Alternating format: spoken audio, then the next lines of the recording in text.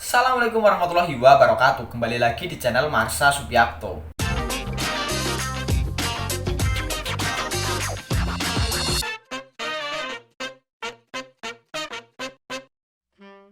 Pada kesempatan kali ini kita akan kembali membahas informasi menarik. Kali ini kembali terkait dengan P3K atau Pegawai Pemerintah dengan Perjanjian Kerja. Jadi kali ini saya akan bagikan 24 istilah yang wajib teman-teman ketahui jika teman-teman tertarik atau ingin mendaftar sebagai P3K. Langsung saja, berikut ini informasinya. Oke, bismillahirrahmanirrahim, langsung saja kita mulai. Jadi 24 istilah yang harus diketahui dalam seleksi P3K dibagikan atau diberitakan oleh pojok1.id. Pojok1.id memberitakan dengan judul Kamus P3K 2022, ada 24 istilah dalam seleksi P3K yang wajib diketahui. Jadi kita coba bacakan.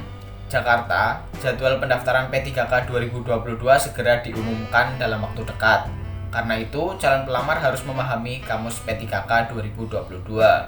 Kamus P3K 2022 ini dipastikan dapat memudahkan pelamar memahami semua istilah yang digunakan dalam seleksi pegawai pemerintah dengan perjanjian kerja atau P3K.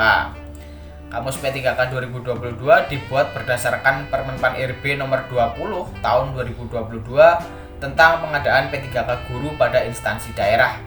Kamus P3K memuat 24 istilah yang digunakan dalam seleksi P3K 2022 sebagaimana diatur dalam Permenpan RB. Berikut istilah-istilah dalam seleksi P3K yang wajib diketahui. Pertama adalah ASN. ASN merupakan singkatan dari aparatur sipil negara. ASN adalah profesi bagi pegawai negeri sipil dan pegawai pemerintah dengan perjanjian kerja yang bekerja pada instansi pemerintah. Kemudian 2, P3K atau PPPK merupakan singkatan dari pegawai pemerintah dengan perjanjian kerja. P3K adalah warga negara Indonesia yang memenuhi syarat tertentu yang diangkat berdasarkan perjanjian kerja untuk jangka waktu tertentu dalam rangka melaksanakan tugas pemerintahan. 3. JF. JF merupakan singkatan dari jabatan fungsional. JF adalah sekelompok jabatan yang berisi fungsi dan tugas berkaitan dengan pelayanan fungsional yang berdasarkan pada keahlian dan keterampilan tertentu. Kemudian 4. JF Guru. Jabatan fungsional guru adalah JF yang mempunyai ruang lingkup, tugas, tanggung jawab, dan wewenang untuk melakukan kegiatan mendidik, mengajar, membimbing, mengarahkan, melatih, menilai, dan mengevaluasi peserta didik pada pendidikan anak usia dini, jalur pendidikan formal, pendidikan dasar, dan pendidikan menengah sesuai dengan peraturan perundang-undangan yang diduduki oleh ASN. Kemudian 5. PPK. PPK merupakan singkatan dari pejabat pembina kepegawaian. PPK adalah pejabat yang mempunyai kewenangan menetapkan pengangkatan, pemindahan, dan pemberhentian pegawai ASN dan pembinaan manajemen ASN di instansi pemerintah sesuai dengan ketentuan peraturan perundang-undangan. Kemudian 6. Kompetensi teknis. Kompetensi teknis adalah pengetahuan, keterampilan, dan sikap atau perilaku yang dapat diamati, diukur, dan dikembangkan yang spesifik berkaitan dengan bidang teknis jabatan. Kemudian 7. Kompetensi manajerial. Kompetensi manajerial adalah pengetahuan, keterampilan, dan sikap atau perilaku yang dapat diamati, diukur, dikembangkan untuk memimpin dan atau mengelola unit organisasi. 8. Kompetensi sosial kultural. Kompetensi sosial kultural adalah pengetahuan, keterampilan, dan sikap atau perilaku yang dapat diamati, diukur, dan dikembangkan terkait dengan pengalaman berinteraksi dengan masyarakat majemuk dalam hal agama, suku, dan budaya, perilaku, wawasan kebangsaan, etika, nilai-nilai, moral, emosi, dan prinsip yang harus dipenuhi oleh setiap pemegang jabatan untuk memperoleh hasil kerja sesuai dengan peran, fungsi, dan jabatan.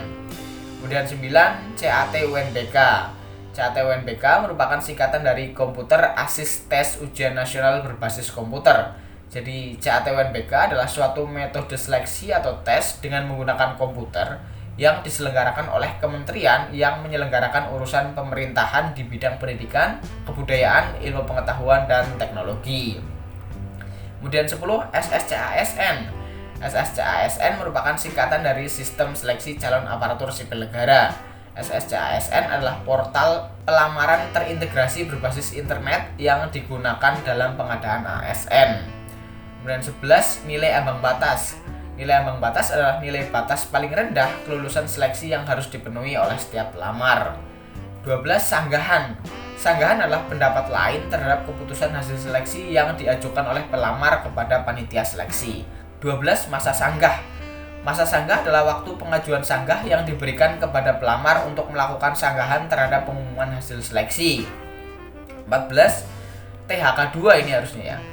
Tenaga honorer X kategori 2 atau THK 2 adalah individu yang terdaftar dalam pangkalan data atau database X tenaga honorer pada Badan Kepegawaian Negara. Kemudian 15. Guru non-ASN. Guru non-ASN adalah individu yang ditugaskan sebagai guru bukan ASN di satuan pendidikan yang diselenggarakan oleh instansi daerah yang sumber datanya berasal dari Dapodik. 16. Guru swasta. Guru swasta adalah individu yang ditugaskan sebagai guru di satuan pendidikan yang diselenggarakan oleh masyarakat yang sumber datanya berasal dari Dapodik. 17. Lulusan PPG. PPG merupakan singkatan dari Pendidikan Profesi Guru. Lulusan PPG adalah individu yang belum melaksanakan tugas sebagai guru dan telah lulus pendidikan profesi guru yang diselenggarakan oleh kementerian yang menyelenggarakan urusan pemerintahan di bidang pendidikan, kebudayaan, ilmu pengetahuan, dan teknologi. 18. Dapodik. Dapodik merupakan singkatan dari Data Pokok Pendidikan. Dapodik adalah data yang terintegrasi untuk seluruh jenjang dan seluruh entitas data pokok pendidikan serta dikelola oleh kementerian yang menyelenggarakan urusan pemerintahan di bidang pendidikan, kebudayaan, ilmu pengetahuan, dan teknologi. 19. BKN. BKN merupakan singkatan dari Badan Kepegawaian Negara. BKN adalah lembaga pemerintah non-kementerian yang diberi kewenangan melakukan pembinaan dan menyelenggarakan manajemen ASN secara nasional. 20. Pelamar prioritas. Pelamar prioritas adalah pelamar yang mendapatkan prioritas dalam seleksi P3K 2022. Pelamar prioritas tidak perlu lagi membuat akun di SSCASN. Mereka diangkat menjadi P3K tanpa tes. 21. Pelamar prioritas 1. Pelamar prioritas 1 adalah guru honorer K2 ini harusnya ya. Guru non-ASN, guru lulusan PPG, dan guru swasta yang telah lulus passing grade atau memenuhi nilai ambang batas pada seleksi P3K Guru 2021. Kemudian 22. Pelamar prioritas 2. Pelamar prioritas 2 adalah guru honorer X kategori 2 atau tenaga honorer K2. 23. Pelamar prioritas 3. Pelamar prioritas 3 adalah merupakan guru non-ASN di sekolah negeri yang terdaftar di Dapodik dan memiliki masa kerja paling rendah 3 tahun. Kemudian 24. Pelamar umum. Pelamar umum adalah lulusan PPG yang terdaftar pada database kelulusan PPG di Kemendikbudristek dan guru yang terdaftar di Data Pokok Pendidikan atau Dapodik. Pelamar umum wajib mengikuti seluruh tahapan seleksi P3K, mulai dari pembuatan akun di SSCASN, pendaftaran, seleksi administrasi, dan seleksi kompetensi. Itulah Kamus P3K 2022 yang wajib diketahui pelamar sebelum melakukan pendaftaran P3K 2022 di portal SSCASN. Jadi itulah 24 istilah yang wajib teman-teman ketahui jika teman-teman tertarik ingin mendaftar atau menjadi bagian dari pegawai pemerintah dengan perjanjian kerja. Jadi mungkin dari teman-teman ada istilah lain yang belum disebutkan di sini, bisa teman-teman tuliskan di kolom komentar agar teman-teman yang lain bisa mengetahuinya. Jadi mungkin itu yang bisa disampaikan pada kesempatan kali ini. Jika ada tanggapan atau pertanyaan silahkan tinggalkan di kolom komentar. Terima kasih, mohon maaf bila ada kesalahan. Wassalamualaikum warahmatullahi wabarakatuh.